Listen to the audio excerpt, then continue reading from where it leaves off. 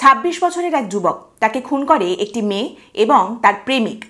এবং খুন করার পর ডেড বডির যে ঘরের মধ্যে ছিল সেই ঘরে ডেড বডির সামনেই সেই মেয়েটি এবং তার প্রেমিক যৌন সম্পর্কে লিপ্ত হয়। তারপরে সেই ডেড বডিকে ঘন্টার পর ঘন্টা ঘরের মধ্যে রেখে দিয়ে তারা দুজনে মিলে খুনিরা শপিং করতে চলে যায়। শপিং করে ফেরার পরে এই ডেড বডিকে তারা দুজনে মিলে 300টি পিস করে কাটে, সেটাকে রাস্তায় ফেলে দিয়ে তাতে আগুন লাগিয়ে দেয়। এই ঘটনার মধ্যে যে চরিত্রগুলি রয়েছে তার মধ্যে একজন হলেন টেলিভিশন এক্সিকিউটিভ নীরজ গ্রোভার, 26 বছরের নীরজ গ্রোভার, যাকে খুন করা হয়েছিল।